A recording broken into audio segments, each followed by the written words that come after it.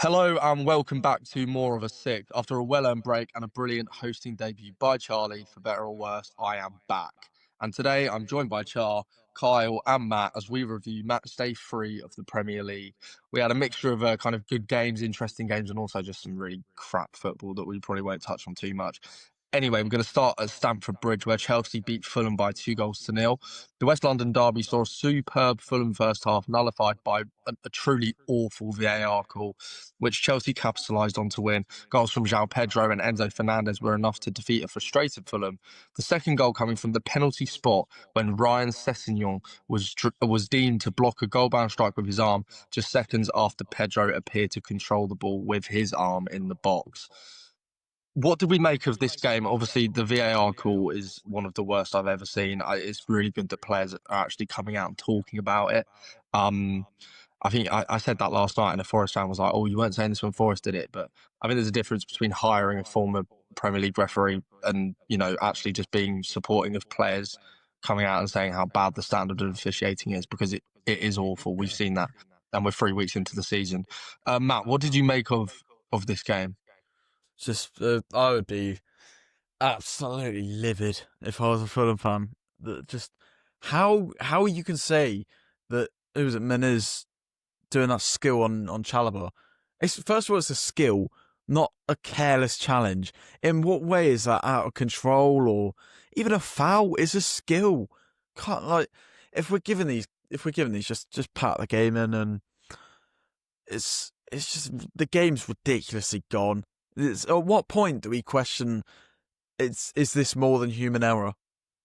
Do you know what I mean? Yeah, no, I completely agree, It's because, so like you said, poor.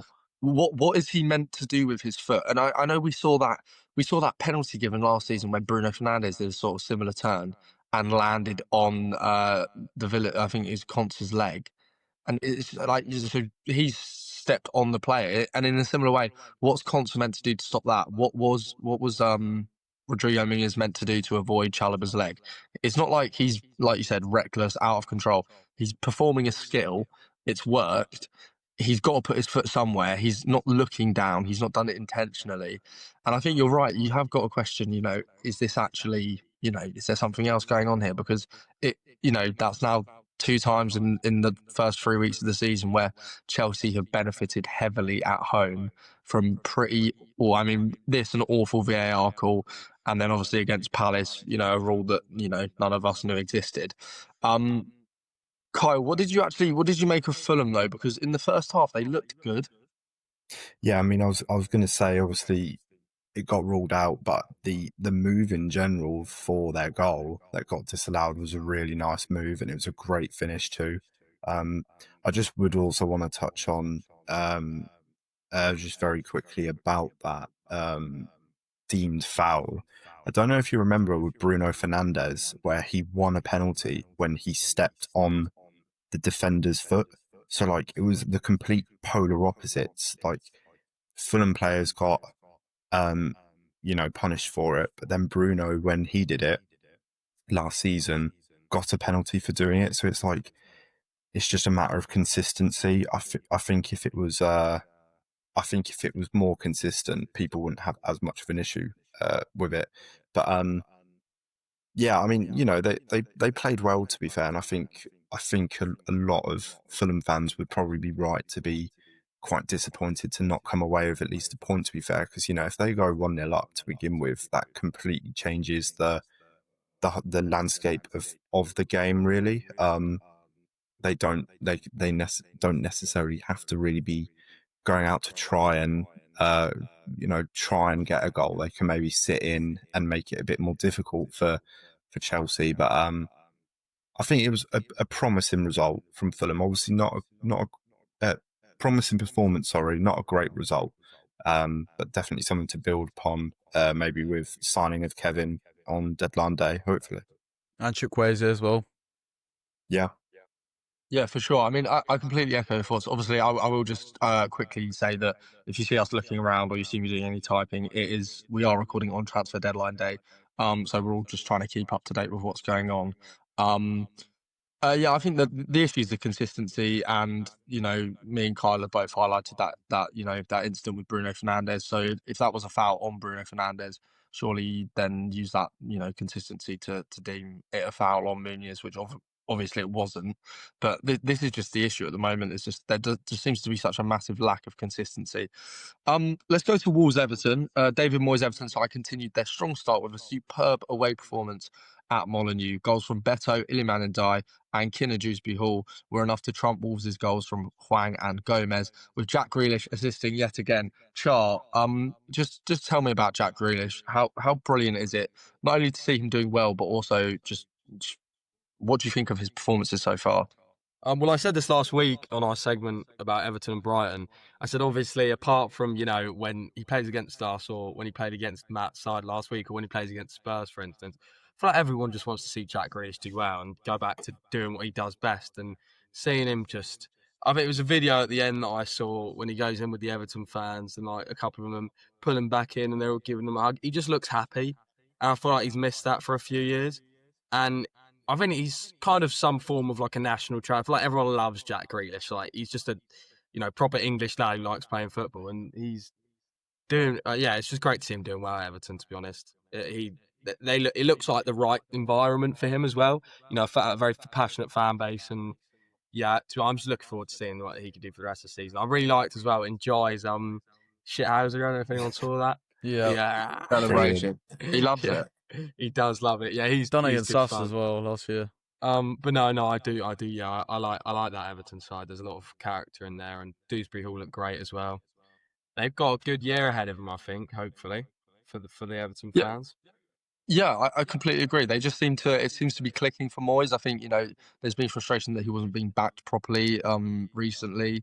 Is obviously frustration that Dyche wasn't backed as well. But Moyes has kind of gone in there, turned everything around, and they do actually look like a really good team. I'm absolutely loving the Kiernan Dewsbury Hall and Jack Grealish link up. They just seem to be on the same wavelength. We saw that for the Ndiaye goal, just some brilliant kind of movement between the pair of them. They just understand where each other's going to be. Wolves, Kyle, what do you think about them? They seem to be playing quite well, but not really getting the results. I mean, last season they started quite poorly, didn't they? But then they picked it up as the season went on. So, I mean, there wouldn't be. I wouldn't imagine there being too many alarm bells at the moment. But I mean, so obviously opening weekend got battered to Man City. Can't remember last week who they played. I can't remember as well. Do any of you remember or no? Wolves. I can't remember. We'll Wolves, what, sorry? Who did Wolves scrolling Twitter for transfers? They beat West Ham. They beat West Ham, didn't they, in the cup? I can find out right now. What, last week it was Bournemouth. Yeah. Lost to Bournemouth 2-0, I think. Then a man sent off as well. They lost to Bournemouth 1-0 to 1-0. Tavernier, and then obviously got the red card. Totti Gomez taking down Evan Nielsen. Yeah, so I mean, obviously they're 0-3 at the moment, but they played Man City, who just did look on fire. And I think just the manner and the way that they're losing, I don't think too many alarm bells will be ringing at the moment. It's not like they are turning up and being absolutely awful, not showing any fight, not showing any glimpses of some bit of quality. I just think it will kind of be the same as last year. They start poorly, but then after a couple of games, their momentum might start to build and they can really kick on from there. Am I wrong in saying they're one of only 2 teams that haven't won yet this year? Them and Villa? I think every other team in the Premier League's won a game. Yeah, I believe so. Fulham haven't. Oh, Fulham. Yeah, Fulham. Fulham are on. Yeah, Fulham have drawn, I believe. But Villa haven't won either. I said Villa. Yeah. Speaking of which, there's a quick update from The Athletic. Villa are exploring the move to sign Harvey Elliott. Interesting. And there was a here we go for Sancho just before we started recording. Yep, there was as well. Yeah. I mean, if they can get Villa will be fine. I mean, there is a part of me that I absolutely love Villa as a club and their fans as well. I think they're we just Palace especially. We'll talk about the game later, but they just seem to have Villa's number. But just the way that they conduct themselves as fans, I just think that they're kind of like, exactly what you should be, especially when you lose. Anyway, we will get to that later. Let's talk about Spurs Bournemouth. We'll go to you, Kyle. Fifth minute strike from Evan Nilsson was enough to beat what was a bit of a poor Spurs side, really. Only registered one kind of shot on target, major attempt. So what went wrong for Spurs, Kyle? I think it's just a lack of creativity at the moment. We don't have a 10 at the club. Obviously, we've signed Simmons, but his work permit didn't come in time for him to feature. I don't think he would have even had a training session with us, so he was never really going to play. So we had to set up we didn't have many options in midfield. And I think that is just going to be our issue if our 10s aren't fit. Bournemouth really well structured. They've lost some big players this summer, but have recruited well. And Areola is a really, really good coach. I'll be so surprised if he's still at Bournemouth next season. I think he has a good year at Bournemouth, and that is what will get him his big move. But yeah, I mean, I don't think it was an awful performance. I don't agree with the people going mental online about it. It was only 1-0. We just didn't have players to really break down their low block. I thought defence for most part defended well.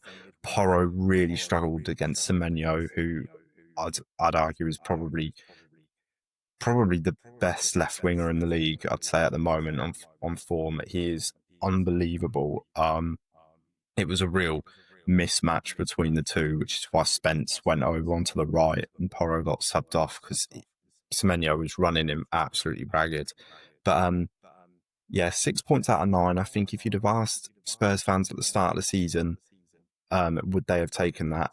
They probably would have said yes as well, because we played City away, so we were expecting to probably lose that game, but we didn't. So 6 out of 9. I think it's a good start for Frank. Yeah, for sure. And you've obviously got, like you said, it's early days for Frank. Results like this are going to happen. I don't think it's I wouldn't say worrying in the slightest. Excuse me.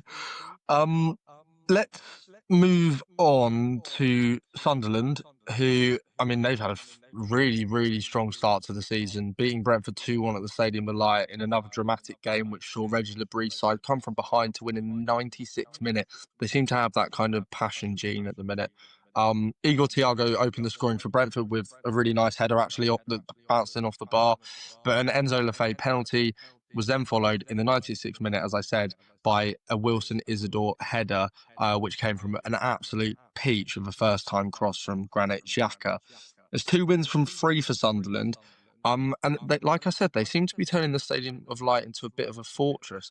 Matt, you were I can't remember, I think you were quite confident before the season that Sunderland would do well. They just seem to be kind of proving you right. What do you think about how they're getting on? I did watch this game as well. I had about 3 games on at the same time, to be fair. But I don't know. I don't think they were particularly that great. They lack a little bit of structure, especially in the way they create chances. It's just a bit chaotic. And I thought Brentford were okay as well, but it's the promoted sides have all started a lot better than I thought. Sunderland, I feel like, have that gene, as you say, to kind of grind out results, and they have that mentality that Ipswich or Leicester or whoever else has been relegated lacked, even when they have on Burnley as well, of course, a couple of years ago. They just grind results out, even when they, don't deserve it, I'd say. I think don't deserve was probably a bit harsh. Draw was probably a fair result, but I think I've been more impressed. Well, I don't want to say more impressed, but like Burnley have been a bit of a surprise to me. I think they really deserve something at Old Trafford, but we'll get onto that later. And Leeds have been decent as well. I think there's just a bit more organisation and structure with the other two, but I think Sunderland have sort of the best mentality, if that makes sense. Yeah, for sure. And also, they've got a really good squad. They've recruited really well. Players like Nordi Mukiele. This morning, rumours that Gertruda is coming in from Leipzig. which is an Joke. absolutely fabulous signing.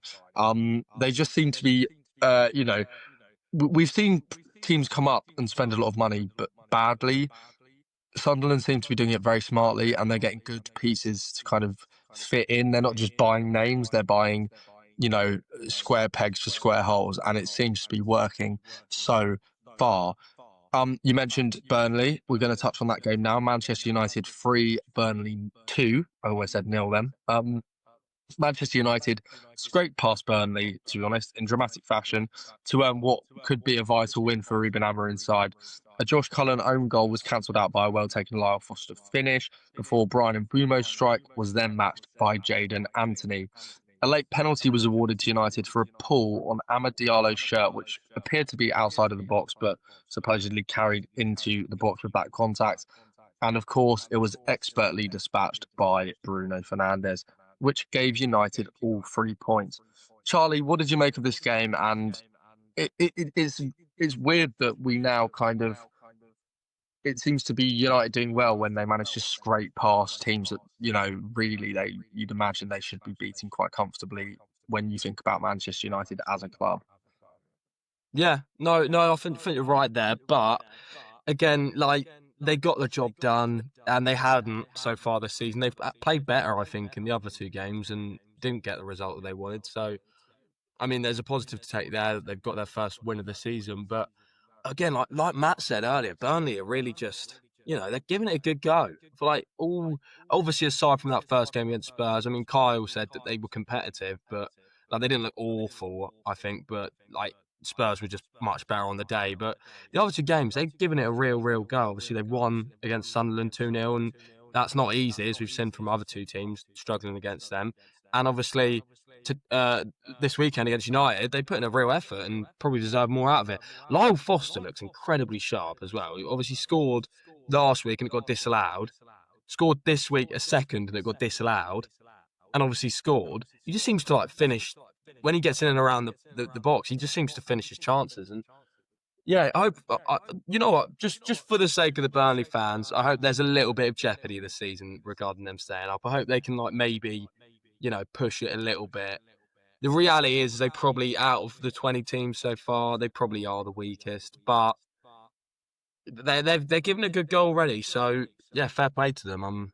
Hopefully they can kick on a bit more. Yeah, Can I for sure. just And I say think as that well, yeah, go for it. quick, I'm a big fan of Lyle Foster. I think he's got so many good fundamentals for Premier League number 9, and would be a really, really nice pickup for a bottom half side if Burnley are to go down. I've been a fan of him for a couple of years, really, since he's last been in the Premier League. Just why not? Like, as I said, if Burnley go down, there's a very, very good player there.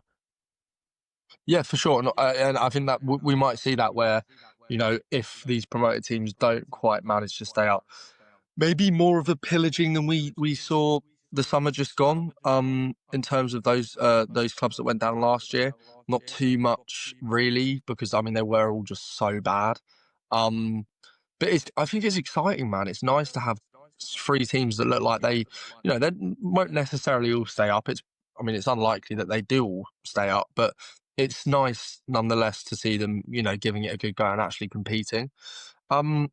Let's move on now Can I to just Leeds give you some Newcastle. breaking news? Sorry, can I give you some breaking news? Go for it. Eric Ten Hag's already been sacked by Leverkusen. He's been sacked now, has he? Yeah, He's been been sacked by sacked, yeah. Leverkusen. Yeah, I Oh, He's saw only the been rumours there, like- yesterday, he's but only been there, like, officially, 3 wow. months. Yeah, Did they Oh drew? my, yeah, they I've just drew, seen it. they drew a 3-3 to Werder Bremen, didn't they? Last minute. they Was did, that and this they've weekend? also just had a rough start. Let me have a look at their games lately. They've had a Wow. good window as well. I think that's a bit harsh. They drew to Werder Bremen, lost to Hoffenheim. I mean, they've played 3 competitive games this season. They won 4-0 in the Pokal, and then they lost to Hoffenheim and drew away at Werder Bremen 3-3. Yeah, it It's seems a a bit little harsh. bit harsh potentially. Obviously, because he we're only gonna came in at the start of the season, didn't he? Oh, it's weird. Yeah, I mean he's been there 2 months maybe. Right, we're gonna really quickly touch on these Newcastle 0-0. The less said about this, the better. To be honest, I did actually watch this game. It was weird. It was one of those games where it was like a very end to end without anything really happening. It was kind of like a very chaotic game. It's a good point at home for Leeds, but probably a frustrating 90 minutes for anyone that watched. You didn't really get anything out of that. We won't really talk about it because like I said, it was just boring. There's not really any talking points from there. Um, Forest nil, West Ham 3. At the end of the day, Mr. Marinakis and Nottingham Forest always win, as we know, unless, of course, they're playing on a football pitch. A superb display by West Ham, who scored 3 times in 7 minutes. Jarrod Bowen opened the scoring with a Lucas Paqueta penalty celebrated in superb style as he appeared to nullify the rumours earlier that day linking him with a move away to Villa Park. Callum Wilson also ensured that he boosted his wages for the week on his pay-as-you-play contract with a 91st minute killer blow. This result, for me, came out of absolutely nowhere. Matt, what do you think this does in terms of Potter's kind of future? Hang on. First of all, it just said recording a stop, but then it said 3, 2, 1. So I just want to check if I'm recording again. Yeah, I think that we're all back. No worries. Cool. Sorry, Potter. Yeah. So Something about Potter. how do you think this result influences maybe a West Ham decision to part ways with Potter? I think it definitely buys them a bit more time, and it's the results in the coming weeks as well. They need some consistency. I think they've brought in Magassa as well. They brought in Matheus Fernandes. They're likely to keep hold of Paqueta now. And it could even be a busy deadline day for them. I know they're after Bright Arian B from Braga, I think it is, as well, centre-back. So he's being given a bit more back in. And I think I do really want to watch that game back. But I think West Ham are going to start to see the fruits of Potter's labour and his football. Yeah, for sure. I mean, it was just such a.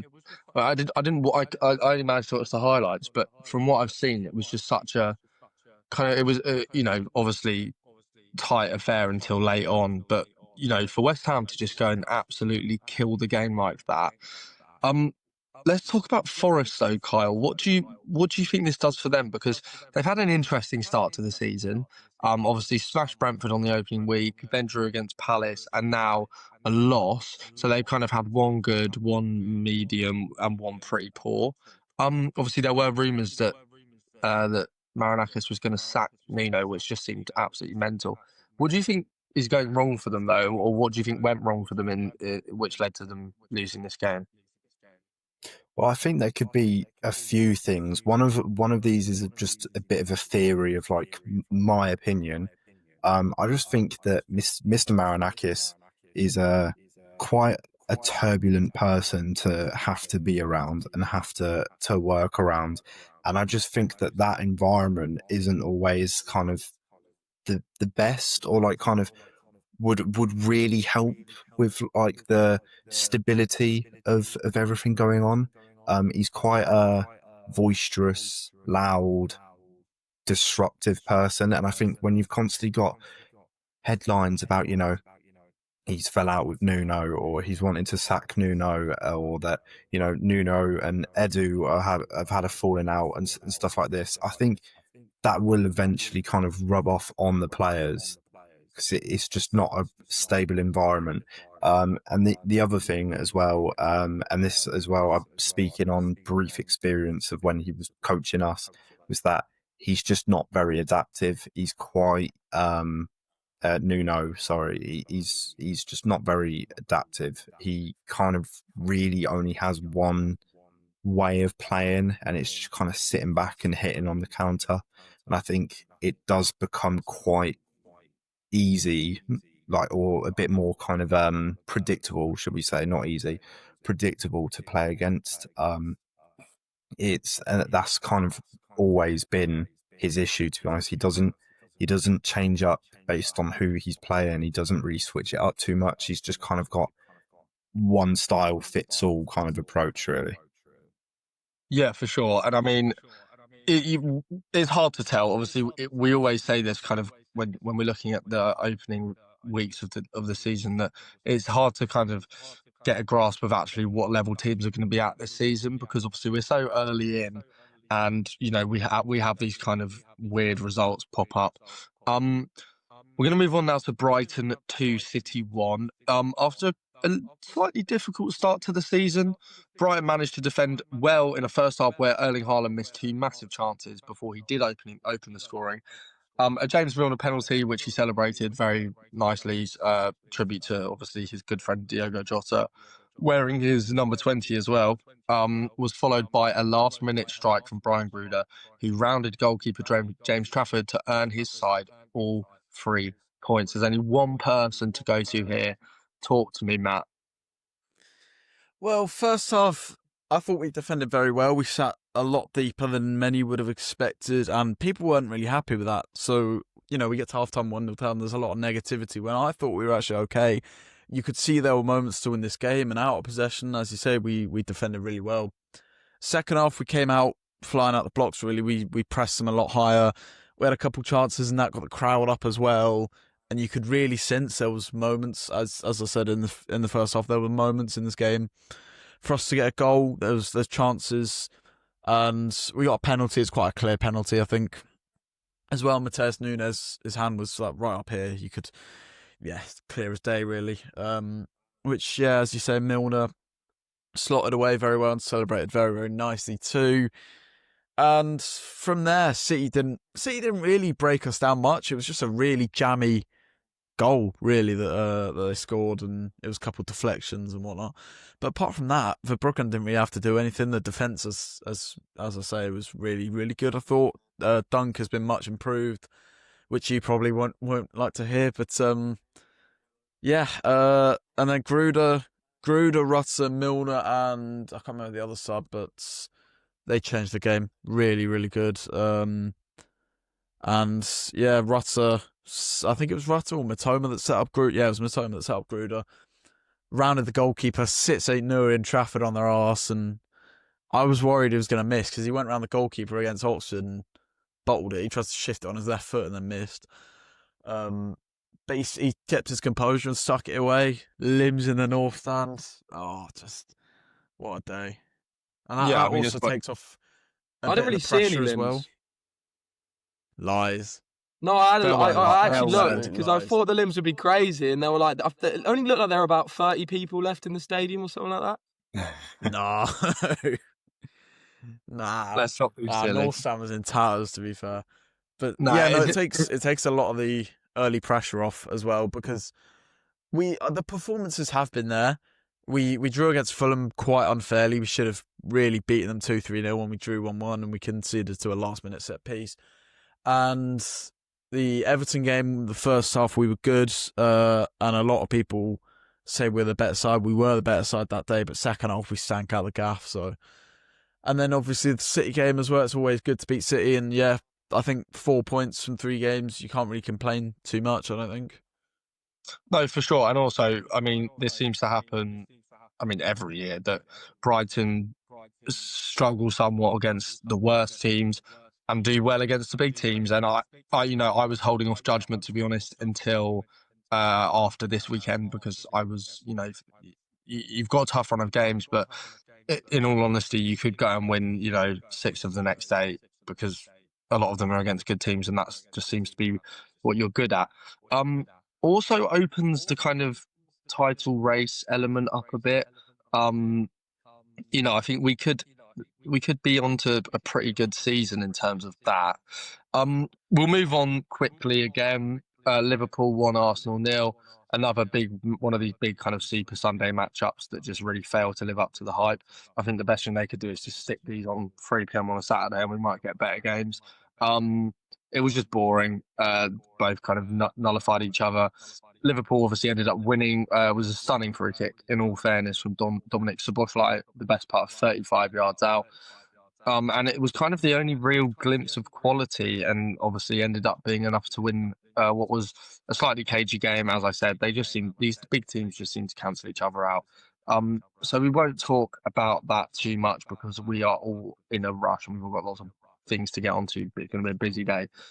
Well, the last game of the Premier League match week was, of course, Aston Villa 0, Crystal Palace 3. Oliver Glasner's superb run against Unai Emery continued as Palace demolished Villa at Villa Park. Goals from Mateta, who was booked when he kicked the corner flag, a stunning Mark Gay strike, and a close range header from Ismail Assar matched the result of the FA Cup semi final in April. Villa are now sitting on just 1 point from their opening 3 games. Charlie, talk to me about Palace. What did you make of our performance? Honestly, I thought we were genuinely. I think it was a perfect away performance. It's exactly what you want. Away from home, a ground like Villa Park. Everyone knows Villa Park's not an easy ground to go to away. I thought we were just really, really good. We did everything right. Kamada was so good in the first half. That was Frankfurt Kamada. I think Sam said that in our group chat because he's tried to play him in the 10 before Glasner and it's just not worked. But yeah, I think everything clicked last night and we made it work. Wharton was great. Hopefully not too much of an injury. Pino looked phenomenal when he came on, I thought. I just got some stats here from his 19-minute cameo. 13 out of 14 passes completed, 1 key pass, 1 big chance created, 0.46 expected assisted goals in 19 minutes, 4 out of 7 duels won, and most dribbles completed in the whole match. And he was on the pitch for 27 minutes with 2. Yeah, So he was absolutely phenomenal, he wasn't looked he? really, really good. I mean, he looked And he like looked just looked sharp. Yeah, for sure. I mean, he's been playing for Villarreal. He just looked like a duck to like we talk about this with certain players coming into the Premier League, and they just look like they belong there. And Pino just looked like that. I mean, obviously he's not the same as Eze. I think he can actually offer us more threat in some cases than Eze. He seems to be a lot more direct, a lot quicker. He did a little run where he kind of broke through the middle of the Villa defence and beat about 4 players before setting it up on a plate.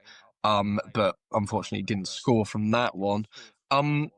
Kyle, what did you make of Palace's performance in this game? I wasn't actually able to watch the full game. I watched the highlights, and the one thing that I think that a lot of people would be talking about would be that Gahey goal, right? Which it could be his last game. We don't really know. Obviously, you two will know a lot more than me on that front, but the reports I'm seeing is that Liverpool will push him really hard to sign the player. But I mean, if he does end up going, and that is his final game, then kind of what a final goodbye present that is. To be fair, it was a really good performance defensively. Villa did create a fair bit that game. To be fair, I said last week that Villa's issue is that they've just not been creating enough, but from what I saw, they did create a fair few chances, but Palace just were really, really compact, really tight at the back, and just that made it really difficult for Villa. Dean Henderson made a really, really good saves as well. There was that Rodgers chance that was deflected in the second half, where he had to get down to his the bottom corner, and then I believe was it Watkins in the first half. Watkins in the first half. That's such a good save. Yeah, I mean, outrageous save. Saved with his face, didn't He did. Yeah, He loves yeah. to save with his fists, actually. He does that quite a lot. It was just a dominant display. I mean, and like I said earlier, there's kind of this joke that Villa fans just just dread playing it. They were buzzing when we got demoted from the Europa League, not because they don't like us, but because if we matched them at any point, we probably would have beaten them. Matt, talk to me about Villa though. Obviously, like I said, only 1 point after 3 games.